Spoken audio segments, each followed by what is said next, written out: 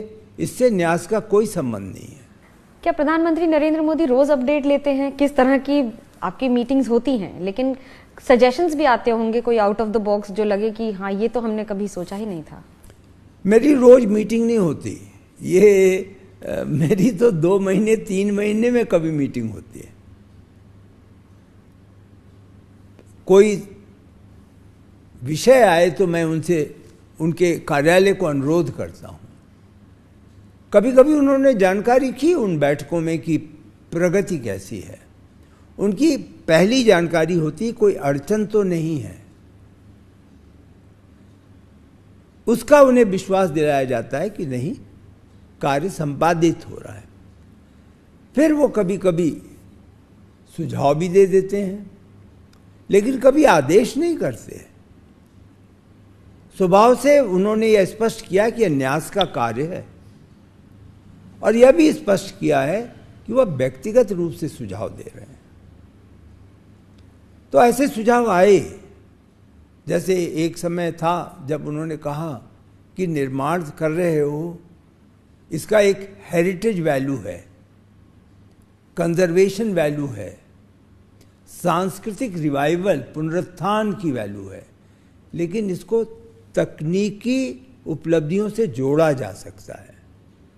उसी का एक उदाहरण है कि उन्होंने कहा कि यदि रामनवमी के दिन ऐसी व्यवस्था हो कि सूर्य की किरणें शिखर से आकर भगवान रामलला को 12 बजे उनके माथे पर आकर गिरें तो अच्छा लगेगा।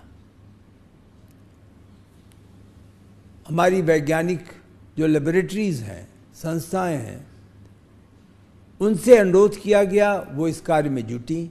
उन्होंने इसका एक समाधान भी निकाला, मॉडल भी क्रिएट किया, और ये होने जा रहा है। प्रधानमंत्री जी ने एक बार सामाजिक समरसता की बात की। उन्होंने एक बहुत अच्छी, एक तरीके से मुझे सीख मिली कि उन्होंने कहा कि देखो, जब भगवान वनगमन में गए थे तब तक यद्यपि सारे लक्षण थे, लेकिन वनगमन से जब लौटे तब वो मर्यादा पुरुषोत्तम हो चुके थे, तब वो एक आदर्श हो गए थे।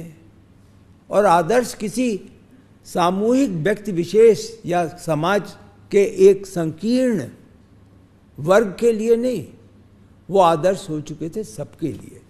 इसी के पृष्ठभूमि में उन्होंने सुझाव दिया कि यदि इस परिसर में सामाजिक समरसता के लिए ऐसे मंदिर भी बने जिनसे कि भगवान राम संपर्क में आए, तो सभी लोग यह मानेंगे कि यह मंदिर उत्तर, दक्षिण, पूरब, पश्चिम समाज का हर वर्ग सभी के लिए है।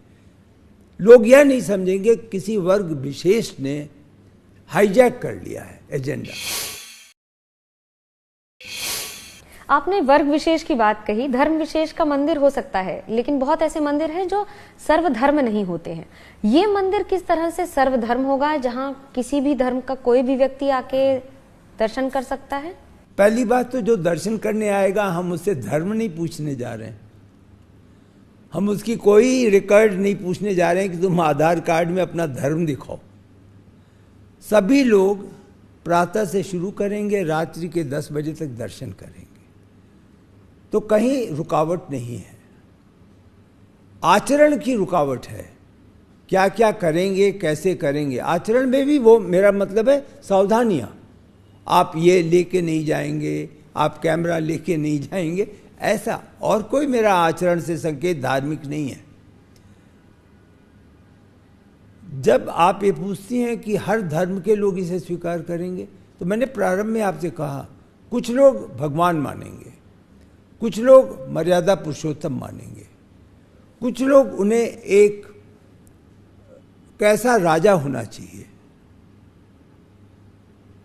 जैसे तुलसीदास जी ने कहा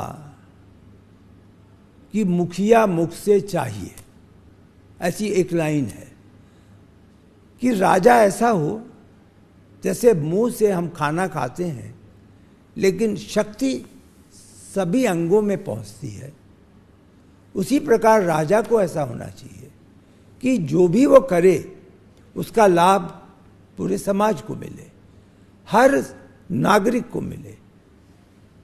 तो ये राजा राम थे। तो ऐसा ही लोगों का विश्वास होगा। मूर्ति रामलला की लग रही है। अभी जो टेंट में है वो 1 साल 1 वर्ष की है उनकी उम्र, जो मंदिर में है उनकी उम्र 5 वर्ष है। पूजन की प्रक्रिया कैसे बदल जाएगी, क्योंकि क्या अंदर पुजारियों की संख्या बदलेगी, उनके लिए कोई ड्रेस कोड होगा, और रामलला का पूजन अर्चन, क्योंकि 1 वर्ष का बालक और 5 वर्ष के बालक में अंतर होता है। पूजन की प्रक्रिया में बहुत अंतर नहीं होने वाला है। यह सुनिश्चित है, निश्चित है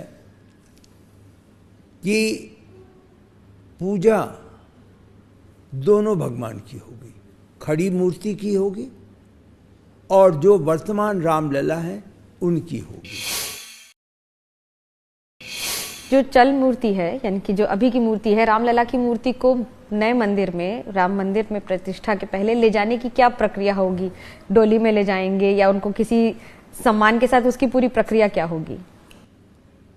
अभी ये चर्चा में है। निश्चित रूप से जो अचल मूर्ति है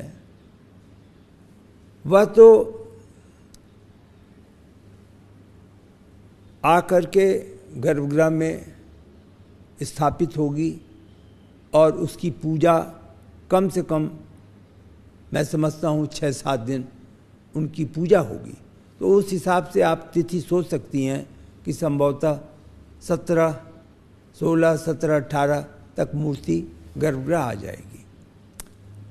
जो वर्तमान में चल मूर्ति या उत्सव मूर्ति, चल मूर्ति हम लोग नहीं कहना चाहते, उत्सव मूर्ति होगी, वो आज श्रद्धालुओं को दर्शन करा रही है। ट्रस्ट का ये निश्चित मत है, दर्शन में बाधा नहीं पड़नी चाहिए।